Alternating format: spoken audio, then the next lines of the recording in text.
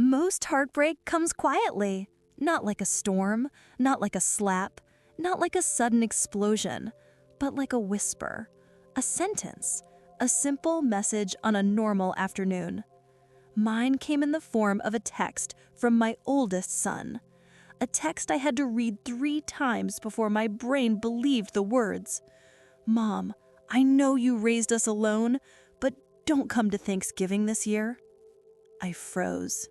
My breath stalled. My body turned to stone. And for a moment, the world went silent. Before I begin, make sure you subscribe to Scarlight Stories because this story, it goes places I never imagined. Betrayal, truth, and a twist they never saw coming. Now let me take you to the day my heart broke. My name is Claire, and for 18 years I raised my 2 boys, Ethan and Caleb, completely alone. Their father left when Ethan was 10 and Caleb was 7.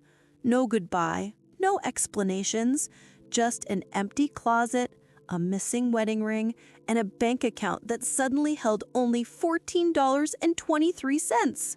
From that moment on, I became mother, father, provider, protector, nurse, chauffeur, tutor, cheerleader, and every other job title motherhood comes with.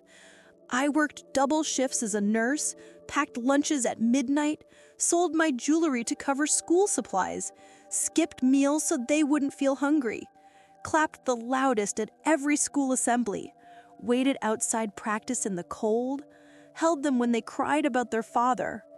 I never complained, not once, because they were my world, and I believed deeply, wholeheartedly, that I was theirs too. Until the text. It was a week before Thanksgiving. I had just taken a freshly baked pecan pie out of the oven when my phone buzzed. I wiped flour from my hands and opened the message.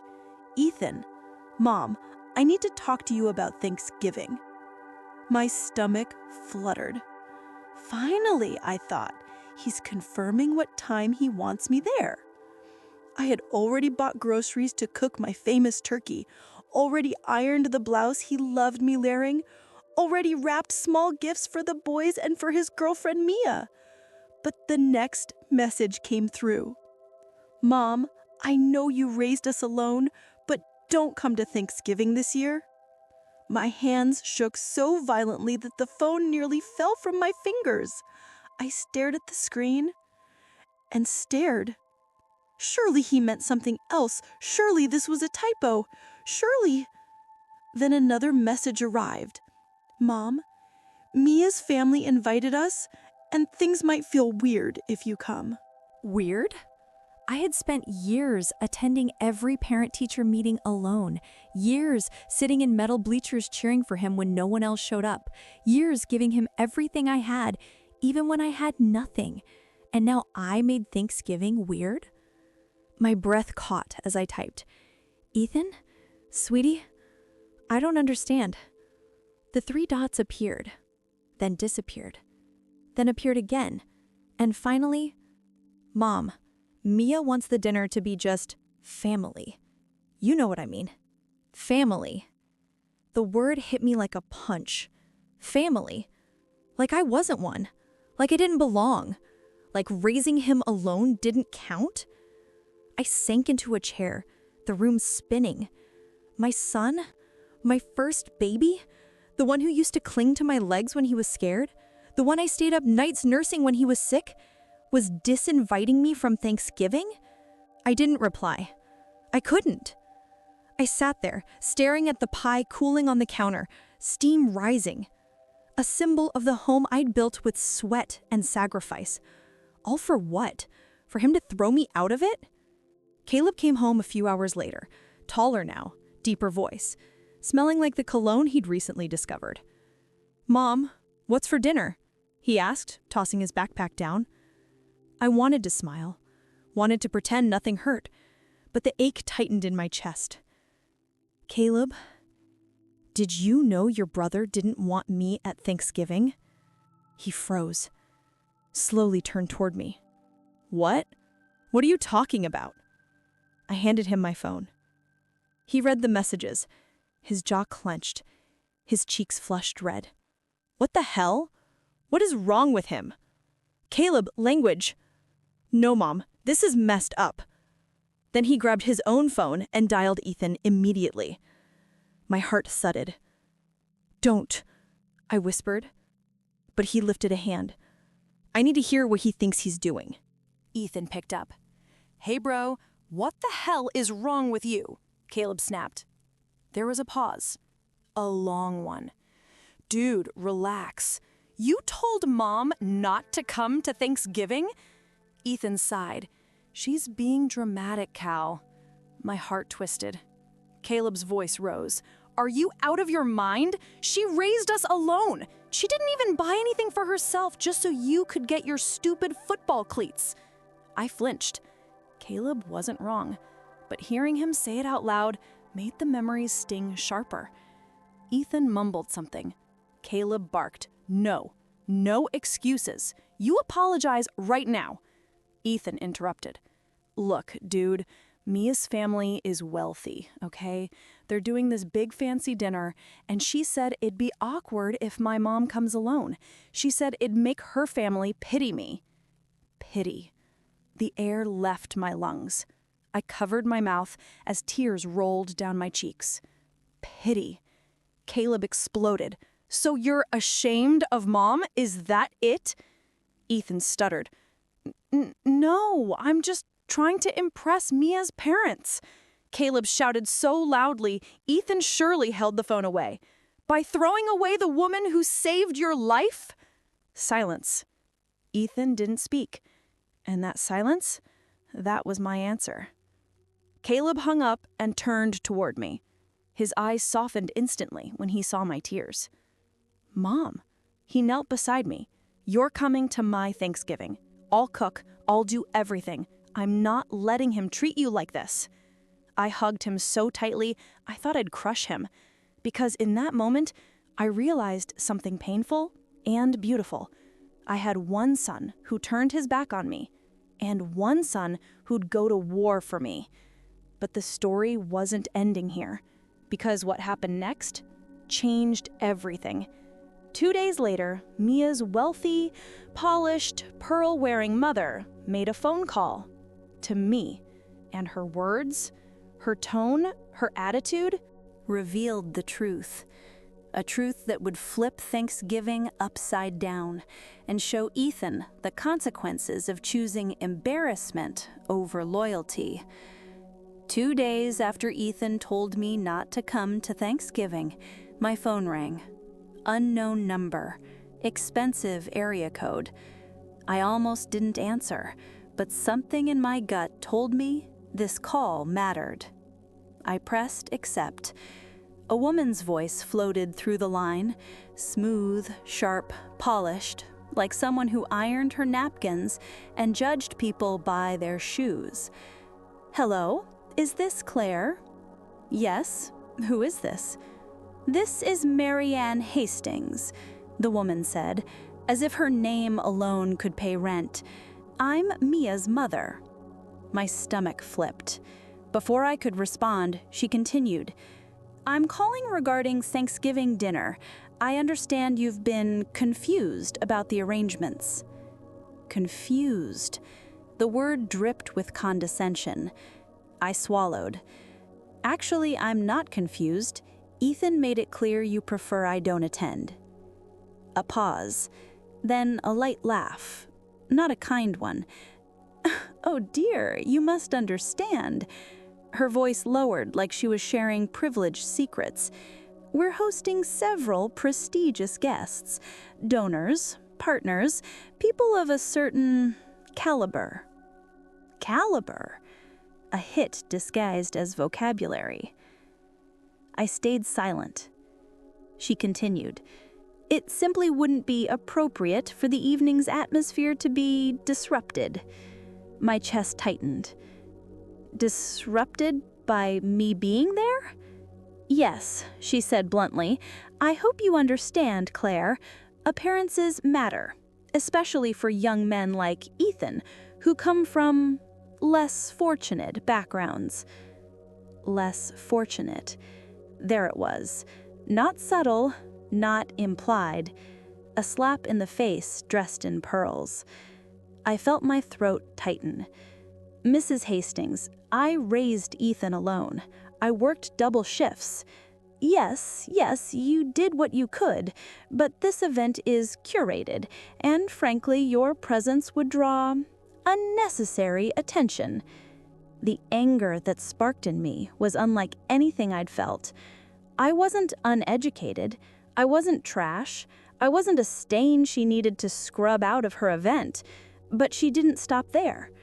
In fact, she added, I suggested to Ethan that perhaps it's best if Mia leads him socially from now on. She elevates him. Elevates. As if my son was a project she could polish, replace his past, and pretend I never existed. I felt something break inside. Not my heart. That broke days ago. What broke was the part of me that still tried to understand people like her. I breathed slowly. Then I said the calmest thing I've ever said in my life. Thank you for the call, Mrs. Hastings. I'll let Ethan know you've made things perfectly clear. She sounded relieved. Oh, good. I'm glad we understand each other. Oh, I understood perfectly. But she was about to understand something too. When I hung up, Caleb walked into the room with grocery bags. He took one look at my face and set them down. What happened? I repeated the conversation. Every word. Every insult. Caleb's jaw clenched so hard, I thought his teeth might crack. Mia's mom said, "What?" He exploded. Oh, hell no. Mom, I'll talk to Ethan. No, I said quietly. Let him learn on his own. Caleb shook his head in disbelief. I can't believe he's letting them treat you like this. I smiled sadly. I raised him to be strong, but I forgot to teach him how to protect the people who protected him. Later that afternoon, Ethan showed up at my house unannounced. A first.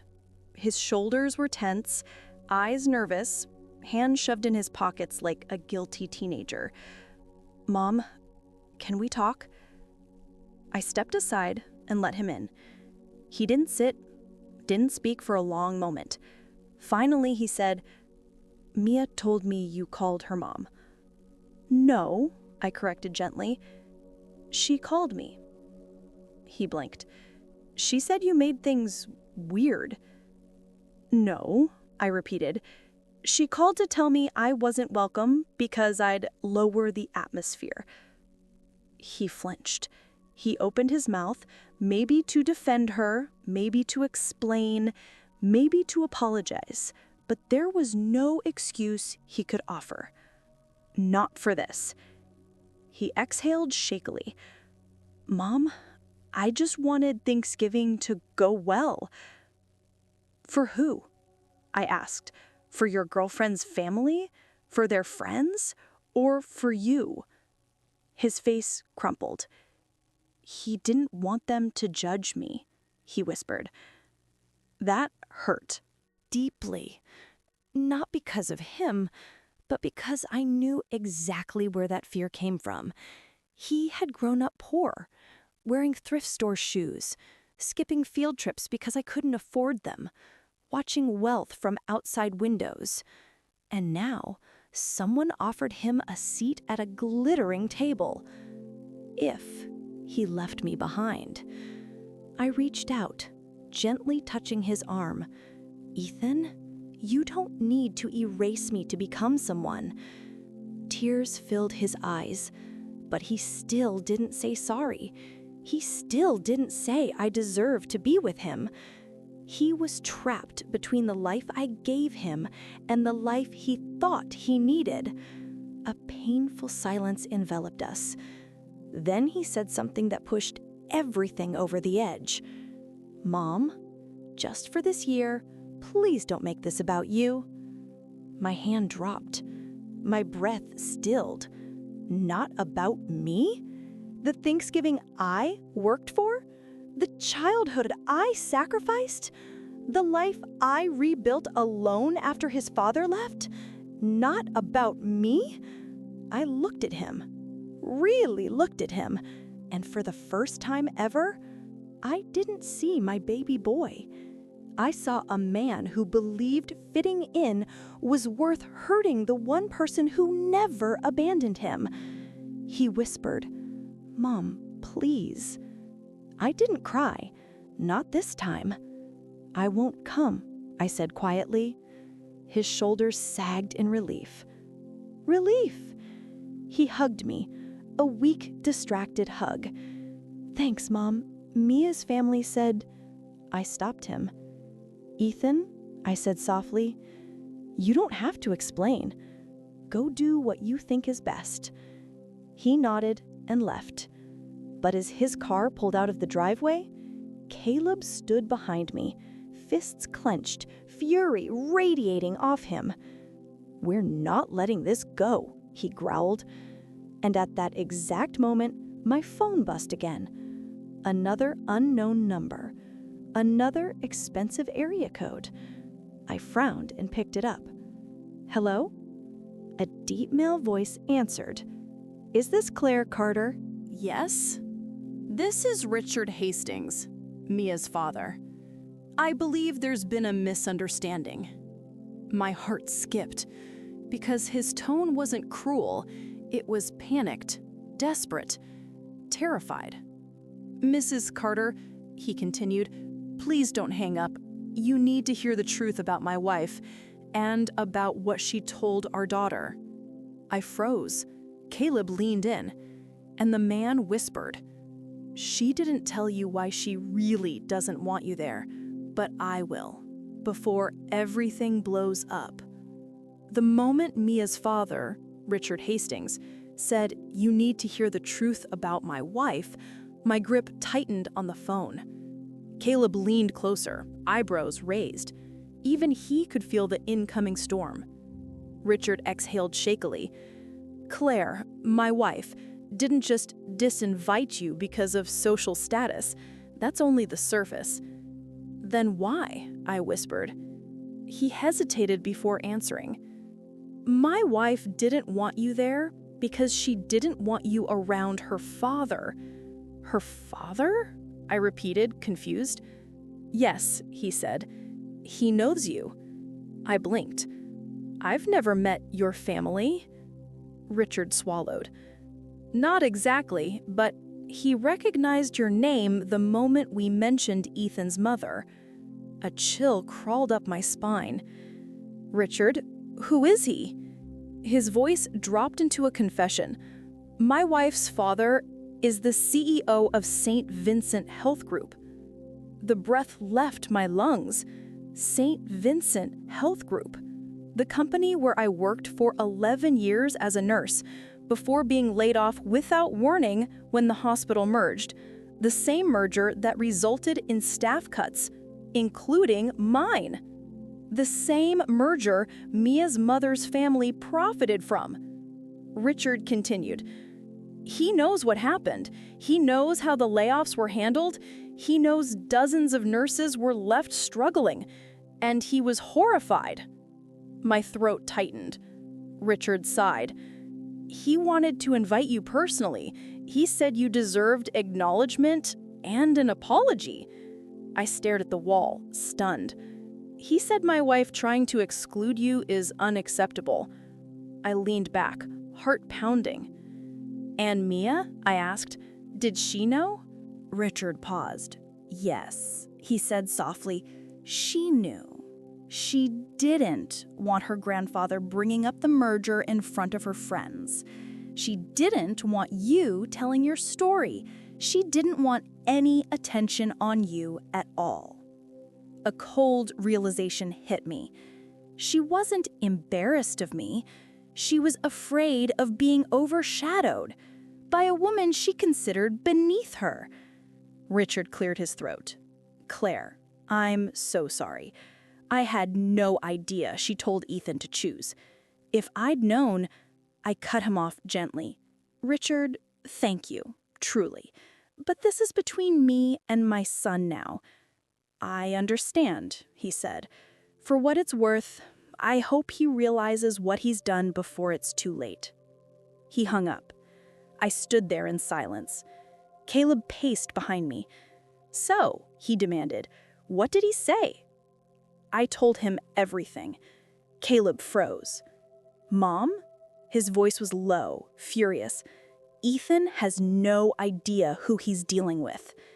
I know, I whispered, but he's about to find out. Before we continue, make sure to subscribe to Scarlight Stories for more dramatic twists like this one. Trust me, the ending of this story is something you won't forget. Thanksgiving morning. I woke up to Caleb humming in the kitchen. He had insisted on cooking an entire Thanksgiving feast by himself. Mom, he said, flipping a turkey like it was a pancake, I'm gonna make this the best Thanksgiving you've ever had. I smiled, not because of the food, but because of him. A knock nodded at the door. Caleb frowned. Who the hell? He opened it and froze. Ethan stood there, face pale, eyes red, dressed in a suit he clearly didn't want to be in. Behind him stood Richard, and behind him, a frail, elderly man with a cane. Mia and her mother were nowhere to be seen. Ethan stepped inside slowly. Mom, I need to talk to you. I crossed my arms. Richard gently guided the older man forward. This, he said, is my wife's father, Mr. Hawthorne. The older man studied me. You're Claire, he said in a warm, worn voice. I've heard a lot about you. I blinked. Nice things, I hope? He nodded. I was told you were strong, a fighter, a woman who deserved better than what happened to you. And after meeting your son here, I agree. Ethan winced. I looked at him. What are you doing here? Isn't your dinner starting? He swallowed. I'm not going. Shock rippled through the room. Ethan stepped closer. Mia's mom, she said things about you. Things I believed because I wanted to fit in. I wanted to impress them. I wanted to feel like I belonged. My eyes stung. But, he continued, voice cracking, Mr. Hawthorne told me the truth. He told me what they did to your hospital, what you went through. He told you should be honored, not hidden. Tears blurred my vision. Ethan's voice broke completely. Mom, I was wrong. So wrong. I let people shame me out of loving the one person who never stopped loving me. He sank to his knees. I'm so sorry. My heart shattered and healed in the same breath. I knelt beside him and wrapped him in my arms. It hurt, I whispered, but you came back. That matters. He sobbed into my shoulder. Behind us, Mr. Hawthorne cleared his throat. Claire, I came to meet the woman whose sacrifices made this young man who he is, and to say that my daughter's behavior does not represent this family. I nodded, still holding Ethan. Richard added quietly, For what it's worth, Claire, you're welcome at our table anytime. Ethan looked up at me. Mom, can I stay? For Thanksgiving? Caleb snorted. I already made extra. You're lucky I didn't carve your face into the turkey. We all laughed, even through tears. Later that night, we sat around the table. Me, Caleb, Ethan, Richard, Mr. Hawthorne. We ate, talked, shared stories, and for the first time in years, I felt whole. No shame, no exclusion, no inferiority. Just love.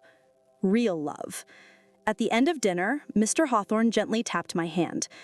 Claire, you raised those boys with dignity. You walked through fire to give them a life. And I want you to know, tonight, you were the most important person in this room. I swallowed a lump in my throat. Because deep down, I knew he was right. I didn't need fancy tables, or wealthy families, or approval from anyone who thought I wasn't enough. All I needed was this moment. My boys. My truth. My peace. And as I looked across the table at Ethan, eyes full of guilt, love, and gratitude, I realized something beautiful. He finally understood who deserved the seat of honor.